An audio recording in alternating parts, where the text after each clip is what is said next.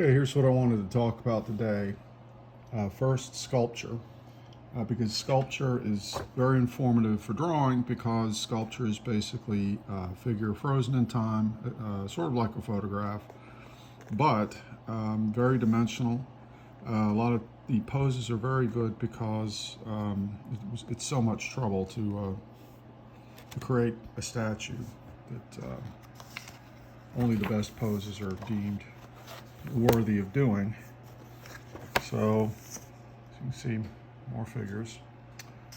When they made statues, one method is to use, they would have a base, and they would have something to anchor the figure. A lot of times it would be a pole like this with heavyweight wires coming off, or it might be that the figure was running, perhaps, and one toe was touching the ground, and that's where the support came from. But in any case, a lot of times wire was used. So if you can imagine a figure drawn with wire, like so. Essentially, you can build a figure on this. This is sort of like a figure with the absolute most expression with the least amount of information. So if you take something like this and say it's a female figure, and you just put a belt around the base of the rib cage, right? And everything else that you build from this follows. Oops, I got the legs backwards. Oh well.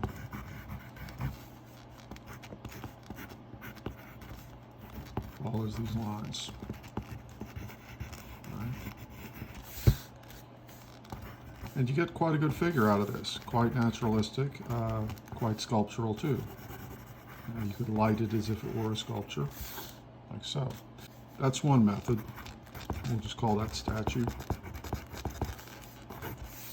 Another method for avoiding predictable poses, and also to help make sure that your masses are an accurate perspective, like so, and that masses,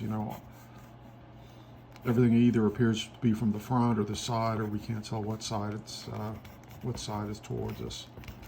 Anyway, this method we'll call elevation.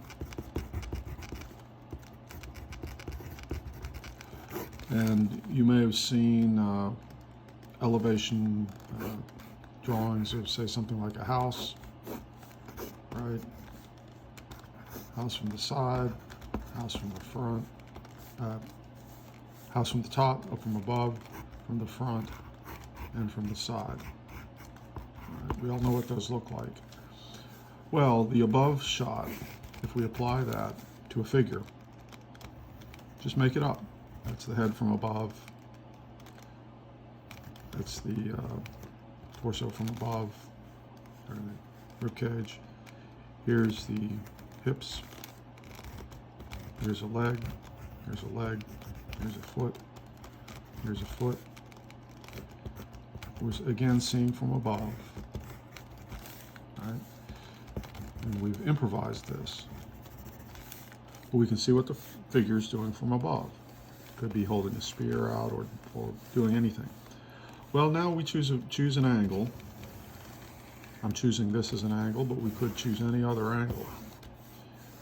And what we do is we come down here and we transfer the masses. So this head, barely crossing the line, we can see which way it's tilted, like so.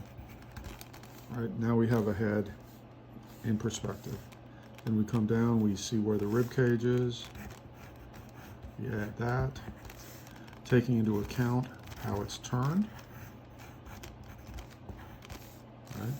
Then we come down to the hips. The hips are more or less front on, slightly to this side, the left. This leg is coming out like so. The leg below, the foot. This leg passing back, straightening out somewhat with the foot. Arms, this one is lower, like so. This one is coming forward like so. And I will just go ahead and put the spear in there. So you can see what happens here. We get a pose where we know exactly which way things are turning.